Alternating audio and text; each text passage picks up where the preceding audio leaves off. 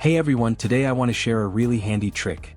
Fixing a broken corner on a plastic piece and making it look decent again. I've tried it myself and it works well, so it should make this kind of repair much easier for you. I'll walk you through it step by step, keeping it simple so even if you've never tried it before, don't worry. Let's get started with the repair. First, we'll stick 2 layers of aluminum tape on the outside to hold the 2 plastic pieces together.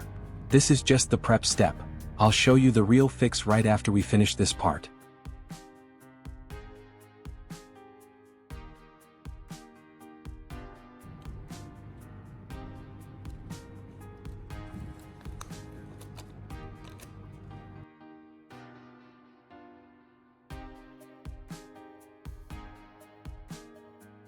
Once the front is taped, we'll flip the plastic piece over to work on the inside.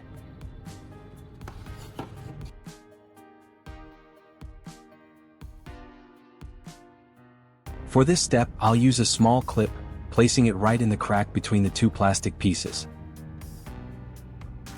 Then I'll lightly dab it with the soldering tool until the clip is fully embedded in the plastic, securing it firmly in place.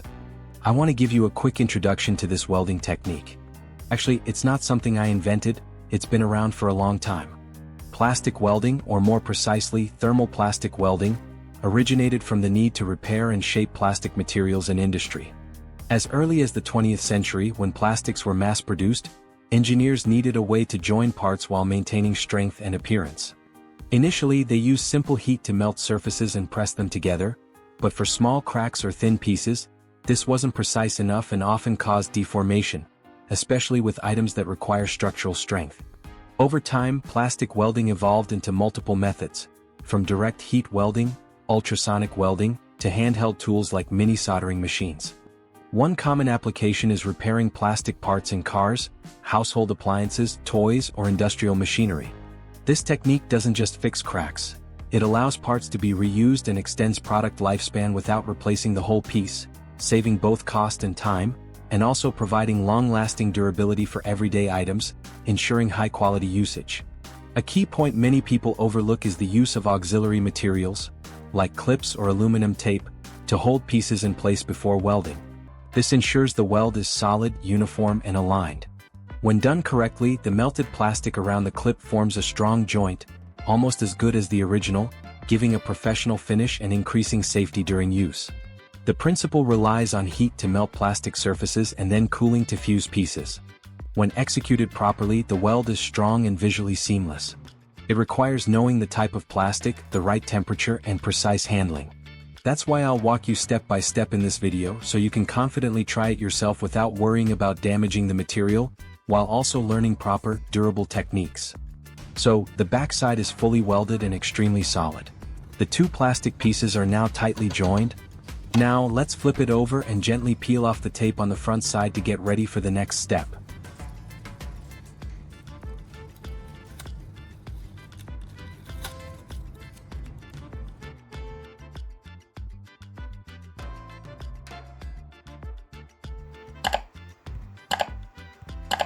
When we remove the tape, the crack becomes clearly visible. This is the part we need to fix immediately.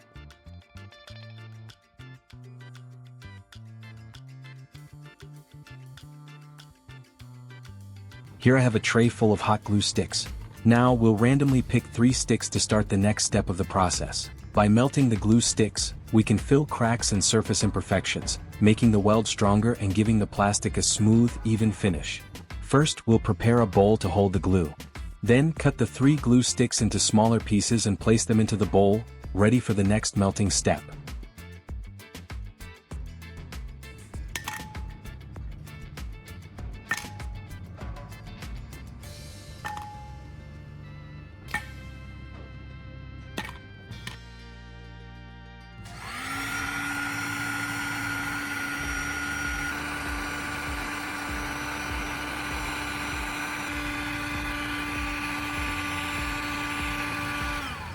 For the next step, add a spoonful of baking soda to the bowl of melted hot glue, then stir well.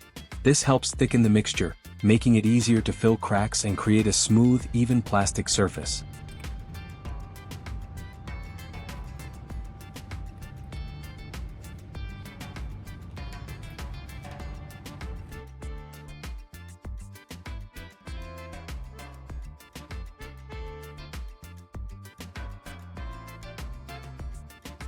Now we'll spread this mixture evenly over the imperfections on both sides of the plastic piece, making sure all cracks and damage are filled and the surface becomes smooth.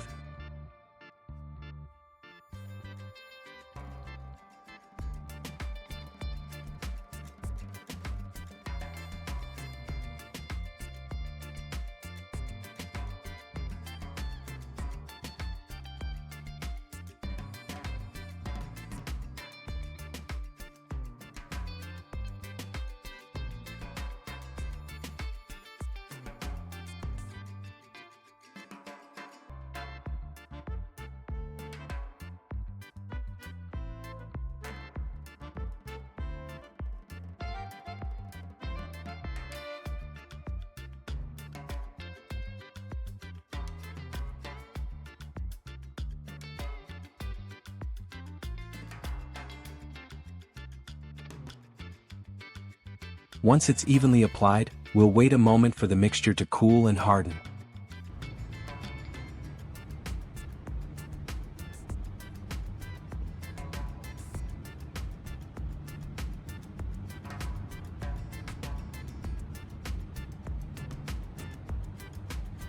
Before sanding again, we'll spray a little multi-purpose oil on the surface. This helps the sandpaper glide smoothly, reduces scratches, and creates a more even, flat surface.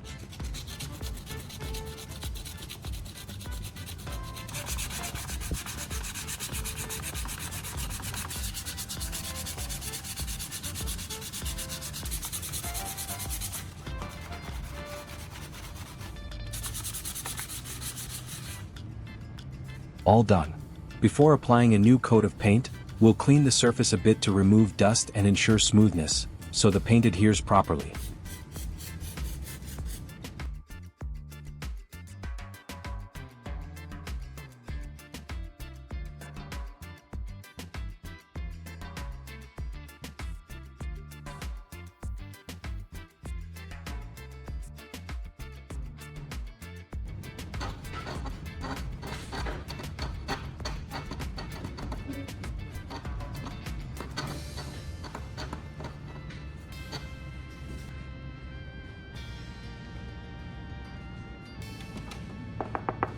It's really solid.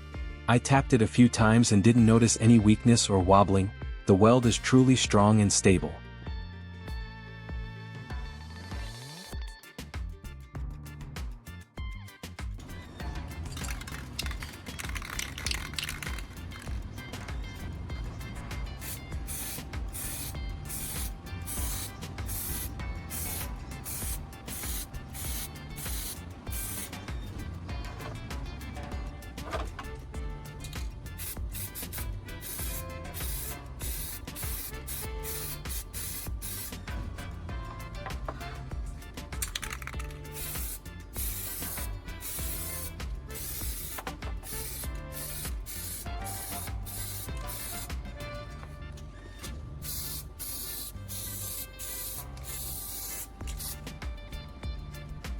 So, we've completed the tip for repairing broken plastic surfaces. I hope you'll try it out and find it useful for extending the life of items at home. If you enjoyed this video, don't forget to like and subscribe so you won't miss more DIY tips. Feel free to leave a comment sharing your experience or any questions for further guidance. Thank you for watching, and I'll see you in the next video.